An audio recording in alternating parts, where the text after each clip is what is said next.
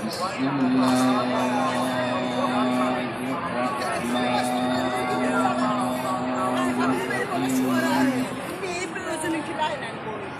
الحمد لله رب العالمين والصلاة والسلام على سيدنا ونبينا أبي القاسم المصطفى محمد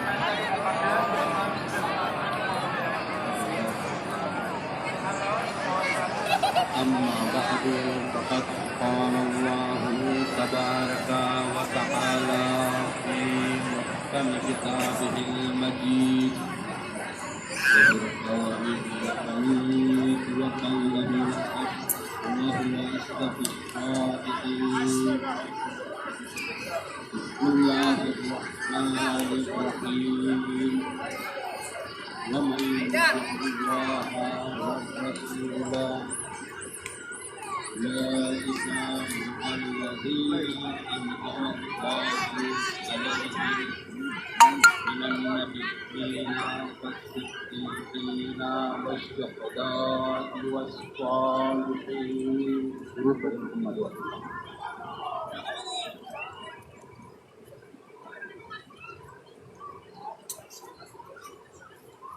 سامعین محترم، اچھی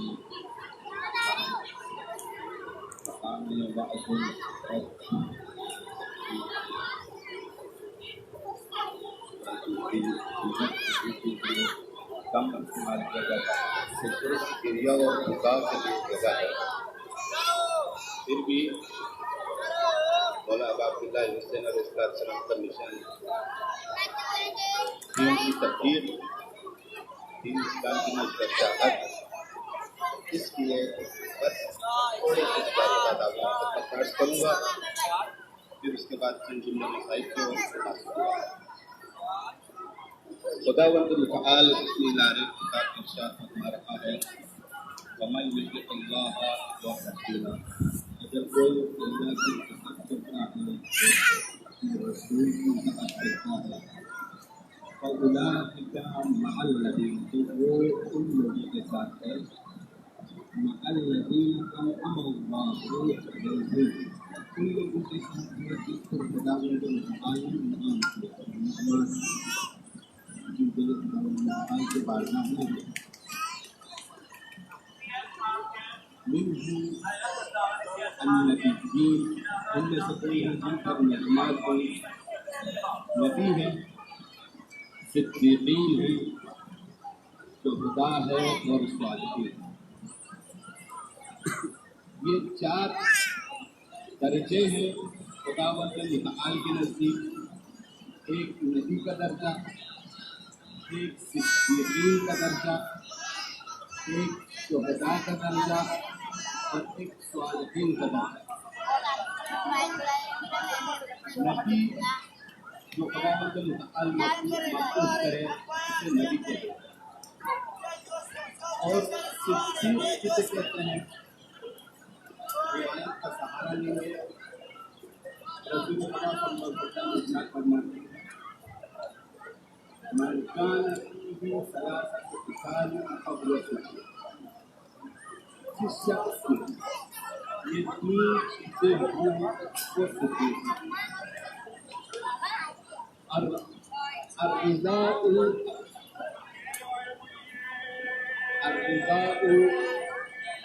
بقضاء اللہ، خداوند متعال کی قضا پر راضی رہنا.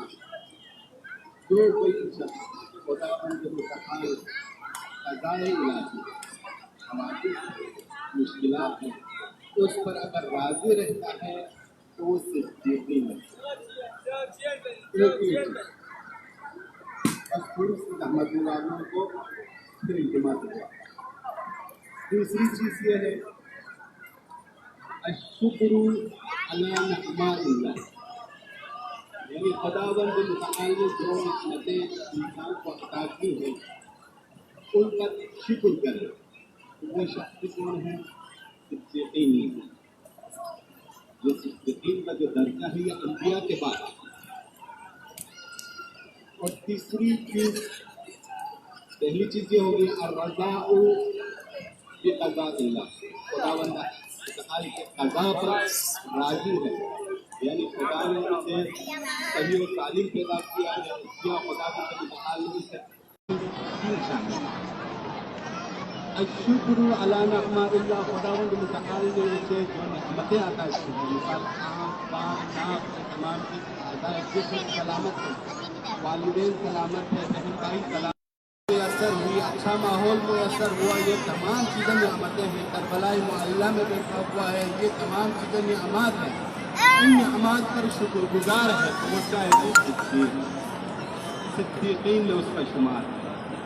اور ایک چیز یہ ہے الصبر علی بلاء، خداوند متعال کسی بھی ابتلا میں، کسی بھی امتحان میں اسے مبتلا کرے تو اس پر صبر کرے، تو وہ کیا ہے صدیقین میں سے، یعنی انبیاء علیہ السلام کے بعد کا جو درجہ ہے وہ صدیقین کا ہے۔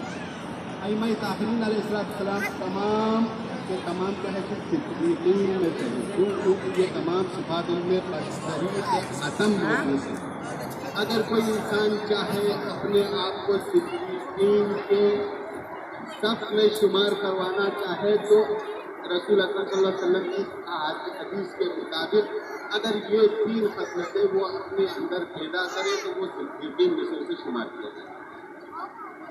ایک تو شہداء کا درجہ ہے، آپ نے دیکھا کہ شہید کا جنازہ کس شان و شوکت سے بین الحرمین سے گزرا۔ ایک انسان محترم اپنی خدمت میں عرض کرنے کا مقصد یہ ہے کہ گریہ ابا عبداللہ حسین علیہ السلام پر گریہ کس کیفیت کو کہتے ہیں، گریہ کیوں کرتے ہیں انسان؟ فطرتاً انسان گریہ کرتا ہے اس وقت جب اس کا کسی چیز کے اوپر ارادہ مضبوط ہو، کہیں انسان بے بس ہو جائے تو وہاں انسان گریہ کرتا ہے۔ کہتے ہیں کہ معجزہ کسے کہتے ہیں؟ معجزہ اس چیز کو کہتے ہیں کہ انسان عاجز ہو،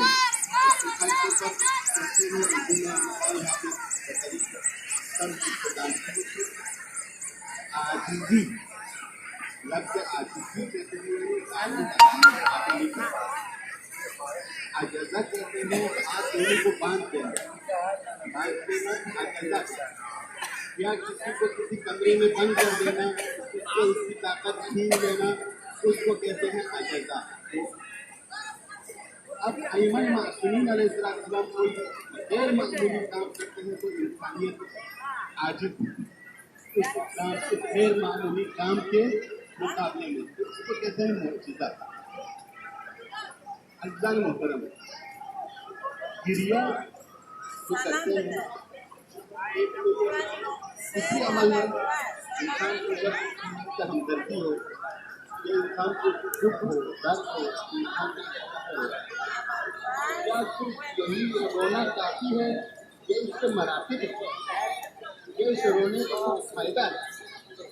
رونے کا فائدہ یہ ہے کہ مثال اگر ہم ابا عبداللہ حسین علیہ السلام پر گریہ کرتے ہیں، گریہ وہ قدر کر رہا ہے، گریہ یہ ہوگا کہ وہ نظریات، وہ اقوال مسلمین، وہ فراغین، وہ سیرت وغیرہ ان پر انسان کا ارادہ مضبوط ہوتا ہے۔ گریہ وسیلہ بنتا ہے انسان کو مسلح کرنے کا، گریہ وسیلہ بنتا ہے انسان کو توحید پرست بناتا ہے، گریہ وسیلہ بنتا ہے تمام خداوند متعال نے جو تعلیم انسان پر عائد کی ہوئی تمام کو ذمہ داری ادا کرتا ہے۔ یہ گریہ کے مراتب ہیں۔ اگر گریہ کرنے کے بعد ان مراتب تک ہم پہنچ رہے ہیں تو گریہ کا فائدہ ہو رہا ہے۔ اگر گریہ کر رہے ہیں اور ان مراتب تک نہیں پہنچ رہے تو ہم تاریخ میں بہت سارے لوگ ملتے ہیں جو ابا عبداللہ حسین علیہ السلام کے مظلومیت پر گریہ کرتے تھے۔ حضرت زینب سلام اللہ علیہ نے کوفیوں کو ڈانٹ کے کہا تم کیوں گریا کرتے ہو؟ تمہاری گریے کی کیا ضرورت ہے؟ کہ میرے بھائی کو شہید کرتے ہو پھر گریا کرتے ہو؟ یہ کس طرح سے بیداری کیا تھا؟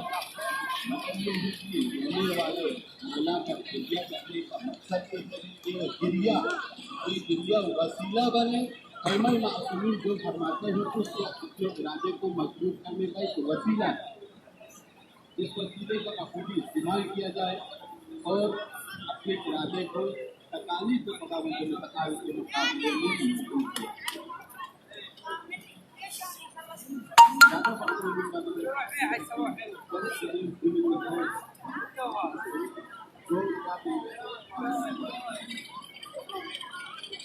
حضرت زینب سلام اللہ علیہا جب غوثیہ قتلگاہ میں پہنچتی ہے، غوثیہ قتلگاہ میں جیسا کہ پہنچتی ہے تو ایک جملہ کہتی ہے، اللہم تقبل منا ھذا القربان، یار الہ ہم سے اس قربانی کو قبول کر۔ ایک اور جگہ قرآن مجید میں ہے کہ حضرت ابراہیم علیہ السلام جب خانہ کعبہ کی تعمیر کرتے ہیں، خانہ کعبہ کی دیواریں اٹھاتے ہیں تو کہتے ہیں کہ اللہم تقبل منا انک انت السمیع العلیم، بار الہ اس خدمت کو، اس رحمت کو اپنی بارگاہ میں قبول و منظور۔ ہمیں یہ دیکھنا چاہیے کہ جب ایک نبی حضرت ابراہیم علیہ السلام، حضرت اسماعیل علیہ السلام نبی ہے، جب نبی کوئی کام سر انجام دیتے ہیں تو کہتے ہیں کہ بار الہ ہماری اس زحمت کو، ہماری اس خدمت کو قبول ہوا۔ اس سے بڑا کوئی اور مثال نہیں ہوگا کہ حضرت زینب سلام اللہ علیہا جیسے کہ متأخر آباد میں حسین علیہ السلام پر کھڑی ہو کر کہہ رہی ہے، اللہم تقبل منا ھذا القربان، بار الہ ہم سے اس قربانی کو قبول فرما۔ تو معلوم یہ ہوتا ہے کہ قبولیت کوئی آسان چیز نہیں ہے، یعنی کوئی بھی چیز قبول ہو، ہم انجام دیں اور وہ قبول ہو جائے ضروری نہیں ہے، شرائط ہے، شرائط مکمل ہیں تو پھر قبولیت ہے۔ آپ کی خدمت میں میں نے کربلا سے آتے ہوئے، نجف سے آتے ہوئے آپ نے عرض کیا تھا کہ حضرت عبداللہ حسین علیہ السلام نے امام کا مقصد یہ تھا کہ قربانی یہ حضرت قبول ہو خداوند متعال کی بارگاہ میں، تو چند شروط تھے، ان شروط کے بنا پر بعض لوگوں کو بلایا، بعض لوگوں کو اپنے سے دور کیا۔ تو عزیزان محترم، کوئی بھی اعمال انسان اگر بچا لاتا ہے تو اس کے 5 شرائط ہیں، اگر وہ 5 شرائط بچا لاتا ہے تو اس کی کوئی بھی اعمال قبول ہو جاتا ہے۔ شرط اول یہ ہے کہ اعتقادی شرط، اعتقادی شرط اعتقادی سے کیا مطلب؟ ولایت ائمہ علیہ السلام شرط، اگر ولایت نہیں ہے، نماز پڑھیں گے قبول نہیں، روزہ رکھیں گے قبول نہیں، کوئی صدقہ خیرات دیں گے قبول نہیں۔ متاسفانہ ہمارے ہاں پاکستان اور ہندوستان میں 4 شروط کا ذکر عام طور پر ممبروں سے نہیں کیا جاتا۔ ایک شرط اعتقادی ہے ولایت ائمہ علیہ السلام، دوسری شرط اقتصادی ہے۔ کیا مطلب شرط اقتصادی؟ مثال کے طور پر، مثال کے لیے عرض کر رہا ہوں، آپ سب مجھ سے اچھے ہیں، آپ سب سے زیادہ قبول ہیں۔ شرط اقتصادی کی مثال میں آپ کو دے رہا ہوں، اگر کوئی شخص اقتصاد مال دولت جو ہے اس کے پاس، اس کے جو شروط ہیں دین میں، اس کی وہ نہیں دیکھتا، اور مثال کی طور پر حرام مال کے ساتھ مثال حج کرتا ہے، حرام مال کے ساتھ تجارت کرتا ہے، تو کیا اس کی تجارت قبول ہے؟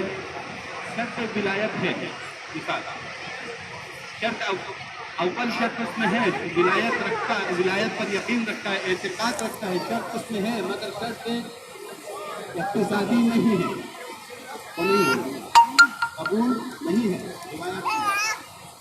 نماز ہے، نماز پڑھنے کے لیے مثال لباس کا کیا ہونا چاہیے؟ پاک ہونا شرط، پاک کے ساتھ ساتھ نہ ہونا، نہ ہونا کیا ہے شرط۔ اگر میں حرام مال سے اپنے لیے لباس لوں اور اس لباس کے ذریعے میں نماز پڑھوں، کیا میری نماز قبول ہے؟ نہیں ہے۔ کیوں؟ اس لیے شرط اقتصادی نہیں ہے، شرط اقتصادی اس عمل میں طاقت ہے، شرط اقتصادی نامکمل ہے، اور اسی طرح سے شرط آئینی ہے، شرط خانوادگی، یعنی اپنے خاندان کے ساتھ اس کا رویہ کیسا ہے۔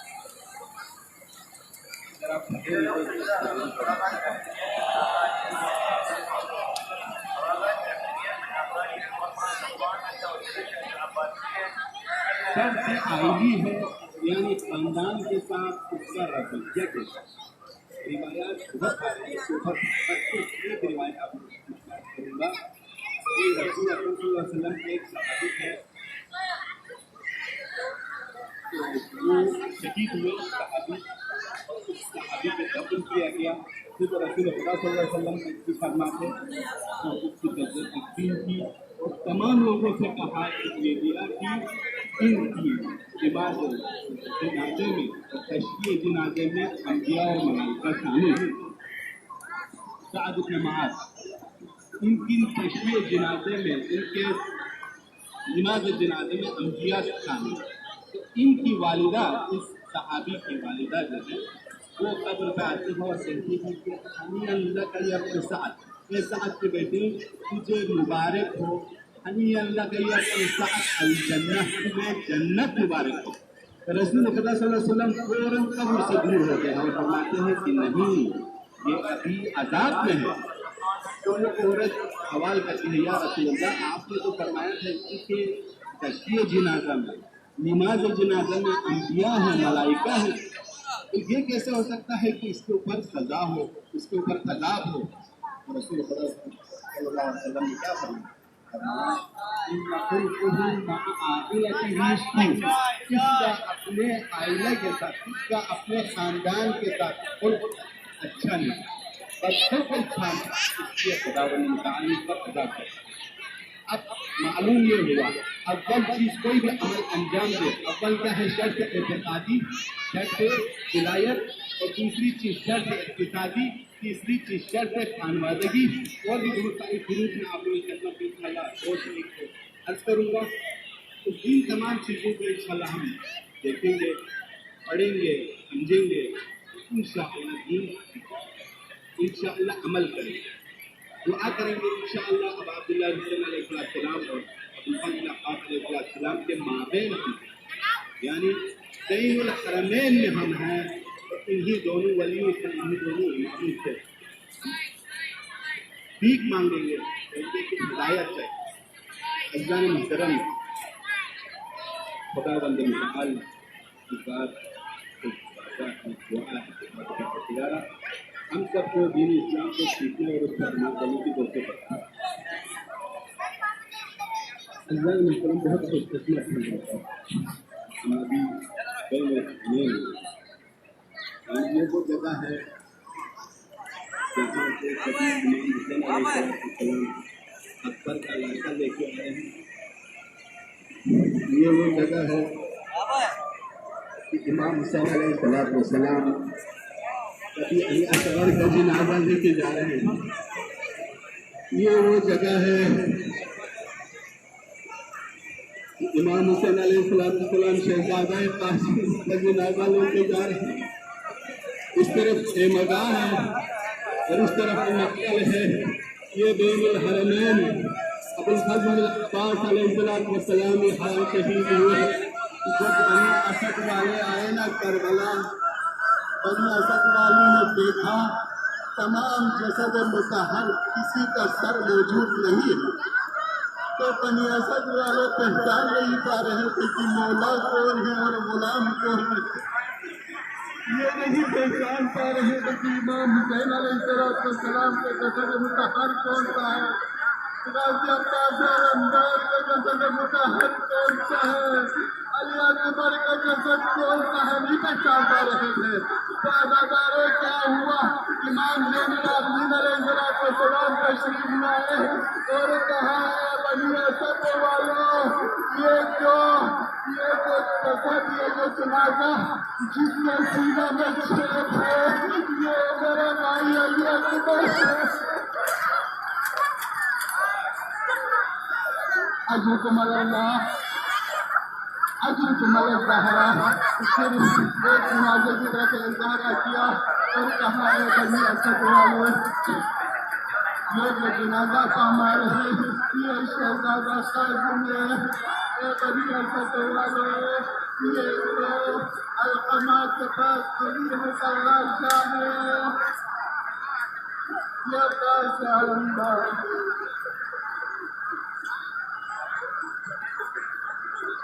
اسی اسنا میں ہے اجرکم اللہ، اجرکم الزہرا۔